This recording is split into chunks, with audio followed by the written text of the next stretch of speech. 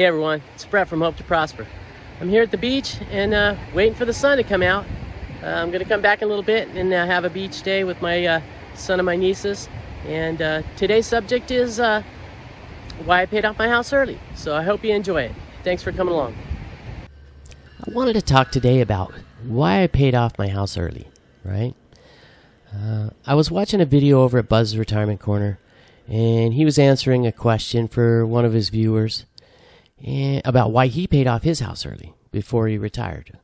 And he basically cashed out a CD and paid off his mortgage because he said, basically, he and I were commenting back and forth. He said he didn't think he could afford to retire if he hadn't paid off his house. And I believe the same thing. I don't think I could have afforded to retire if I still had a mortgage. So anyways, I did the same thing. I paid my house off a couple years before I retired, about 2 years. And I'm so glad I did it. And like I said, I don't think I could be retired right now if I didn't pay that mortgage off. I mean, I might have been able to squeak in the math, but to be honest, I wouldn't have had the guts. So let's dig in and get started. Here's some reasons why I paid my house off early and the method I used to get it done. And I'm also going to show you 4 creative ways, one of which I used, to pay off your house early. So I promise you, if you watch this video, you'll get something useful out of it, and you'll get some actionable items in it. All right, so let's start with my house goal. This is kind of the beginning of my history, but way back in 1986, I decided I wanted to buy a house. And I made a goal, and I had a dream. I had a vision about this big 2-story house on a hill overlooking the ocean. And man, it was a pipe dream. I was making like $18,000 a year, and I'm thinking about a $500,000 house, which, in '86 that was a lot of money. But anyways, I was able to get a nice house, a 2-story house on a little hill overlooking the ocean. Not quite as extravagant as I want, but I got it done. And what I had to do was I had to save for 10 years to come up with a down payment, and that was tough because I wasn't making very much money. And as soon as I bought the house, I immediately changed my goal to paying it off early. I was 31 at the time that I bought the house. That was in 1996. And I didn't want to be paying on the mortgage until I was 61 years old. It's funny because I'm going to turn 60 next month. And when I was 31, 61 seems so old. And I am that old now, but I didn't want to be paying on the house that long. So I made a goal of paying it off in 21 years. I did some math and I figured it out. And, like most of my goals, it was a little ambitious. In fact, it was really ambitious. And it took me a little extra, but I got it paid off in 23 years instead of 21. I got the first mortgage paid off in 23 and the second mortgage paid off when I was 25. So basically, it took me an extra 4 years, but I got it done 5 years early. So, by the way, I just want to say quickly, I more than doubled my subscribers in the past month. It seemed like it took forever for me to get subscribers, and now all of a sudden, you guys are subscribing like crazy. And I just want to let you know how much I appreciate you guys. It means a lot to me. So welcome to my channel, new subscribers, and thanks a bunch for following along. So next, let's talk about the secret of compounding, right? The thing about debt is, it compounds just like an investment, but it compounds against you instead of for you. And so let's talk about that, and I'll share some of the little secret sauce of how these loans work and what you need to do with them if you're serious about paying them off. So when I first got my loan, I was looking at my mortgage statement, and I realized, man, I was going to be paying a lot of interest. A lot of interest. Back in those days, my loan was almost 8%, and I was going to pay a couple $100,000 in interest. Just in interest. That's not even paying off the loan. And what I realized was that for the first couple of years, when I was reading my statement, most of the payment was just going to pure interest. So like out of a $1,100 payment, $1,000 would be interest, and only $100 was going to the principal. So I was paying $1,100 and only $100 was going to principal. So what I did, this is my method, I paid an extra $100 a month. And then that doubled the amount of the principal I was paying off. So even though I paid $1,200 instead of $1,100, it was like making a double payment, especially in the first couple years. And for only an extra $100 a month, it was like making a whole extra payment. a monthly payment. So that was my little secret. That's the one method I used. So if you're going to pay extra on your mortgage, the best time to do it's early on. Later in the loan, you could pay it off. I did later in the loan, but you're paying off mostly principal, and then the interest is you already paid the bank all the interest or most of it. So, so if you make an extra payment the first year of your loan, you avoid 29 years of interest. And if it's a second year loan, you avoid 28 years of interest. So it makes a big difference early on upfront. Next, let's talk about mortgage math, right? Because there's some math that people use, and they make snap judgments based on the math, and it don't always work out that way. So let's talk about that. I was having a discussion with my brother about 5 years ago, right? And that's when I paid off my first loan, and he was saying, why are you paying off a 4% mortgage? You could put that money in the stock market, probably get 10%. And he's right. That seems obvious, but it's not always as simple as it seems. So let's take this scenario, right? So 5 years ago, I still owed about $86,000 on my house, right? And I paid that off in 2 years. So if I had put that $86,000 in the stock market instead of paying off my mortgages early, I'd have probably had around $125,000 in my investment account. $125,000 more in my investment account. And that seems great, but here's the thing, right?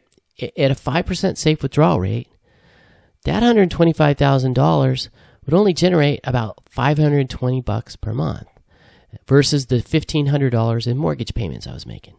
So I'd have wound up about $1,000 shy for my retirement if I had put that money in the stock market instead of paying off my loans early, right? And here's another important thing that some people don't calculate when they do this simple 6% improvement, is that after I pay my mortgage off, I was saving almost 50% of my net income for 2 years. I was saving $50,000 a year after my mortgages were out of the way.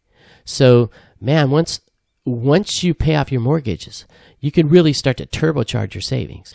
So now here is what I promised you. Here's the meat of this whole story, is 4 creative ways on how to pay off your loan early, right? So keep in mind, when I tell you this, I want you to know that banks hate when you pay off your loan early. They hate it. My bank was freaking out when I was making that extra principal payment, and they kept trying to readjust my mortgage down. They wanted me to pay for 30 years. They wanted all that interest, and they weren't happy about the fact that I was paying it off early. But I just kept paying the same amount. So keep in mind, your loans might go down, your payment might go down and down and down and down, but keep paying the same amount. For me, it was $1,200, and I don't care what my statement said. It got down to like $500 at one point. I'm still paying $1,200. So here are the 4 methods, and this is the one I used. Pay extra each month. It's really simple. Look at your statement. Double your principal. Pay that much extra. So if your principal payment's $250, you pay an extra $250, and that's like making a double payment. It's awesome. If you don't have a lot of money in your budget every month to pay the extra principal, here's what some people do. They make an extra payment each year, and it's about the same thing, right? So maybe you take your tax refund or you take your bonus, and you just say your mortgage is $2,500. 1 month you just pay $5,000. And so that's the same as paying extra each month, but you do it once a year. Some people find that more convenient, right? Another thing, what banks want you to do is get a 15-year loan. My folks did this. They paid off their first houses around the time they were 50, and then they bought a new house, and they didn't, they took a 15-year loan so that when they turned 65, that would be gone, and that worked great for them. But here's a creative way I like, right? You can take a 30-year loan, and you could pay it off in 15 years. Banks hate this, but it's great, and there's a couple reasons. First of all, figure out what a 15-year loan payment would cost you. Then you take out a 30-year loan, but you pay like it's a 15-year loan. So say a 30-year loan is $2,000 a month, and a 15-year loan is $3,000 a month. You take out the 30-year loan, and you pay the $3,000 a month. And the reason this is a great strategy, you may pay a little higher interest rate, but say you have a down month or you get laid off or something else, you don't have that huge mortgage looming at you. You could cut back if you needed to. So that's why I think paying a 30-year loan in 15 years is also a smart move. Next, I want to talk about instinct and reward. There's no math in this, right? But one thing I wanted to mention to everybody was I had this feeling in my gut that I needed to pay off my mortgages. I don't know where it came from. It's my subconscious mind, obviously. Maybe my subconscious mind knew I was getting laid off, and I was too stupid to figure it out myself. But it just kept pushing me to pay this off, pushing me to pay it off. And I just had this feeling, and it was nagging me. So I listened to my instinct, and I went for it. And then here's the reward part. Once I finally paid off the second mortgage, and my house is free and clear, I felt a huge relief. It was like the weight of the world was lifted off my shoulders. I felt free, like I didn't have that debt on me. So it's not just all about the math. Sometimes it's about the feeling, right? And I can remember just sitting in my house after it was paid off, on my couch, looking around and just thinking, man, this house is all mine. It's all mine. And by the way, I say me and I say mine. It's not. It's we and ours. My wife's involved in this too. So keep that in mind. I don't mean to think it's all mine. It's ours. It's our family house, and we paid it off. Anyways, it was a wonderful feeling, and I hope you could all experience it one day. It's just something I can't even describe how awesome it is to sit in your house that's paid off. It's a feeling you can't put in a spreadsheet. It's just something that's awesome. And there was a big feeling of accomplishment for me too, because, this was 35 years of goals, 10 years to save up and buy it, and then 25 years to pay it off. And then to check that mark that those goals were finished was also a big accomplishment. So let's wrap it up. By the way, thank you for staying with me this long. I hope you got something out of that. And I just want to say in conclusion, right, everybody's financial situation is different, and their personal needs are different, and their income and expenses are different. So what I did for me may not work for you, and that's why I gave you 4 different options. You may not want to pay off your house at all, but that's what I did, and it worked for me. And so I'm glad I did it, and I'm going to recommend it to people, but, you may want to invest for retirement if you're behind on that instead. Not having a mortgage hanging over my head, man, it allowed me to retire early, and I would not have been able to retire early with the mortgage. So, all right. Thanks for coming along. That's all I have for you now. Okay. Thanks for coming along. We appreciate you, and hope you enjoyed this segment. I really enjoyed making it, and there's a lot of personal feelings involved, and but I just felt like this is something I had to discuss with everybody. So, hope you enjoyed it, and I wish you all health, happiness, and prosperity in your lives, and we will see you next week on our next big adventure.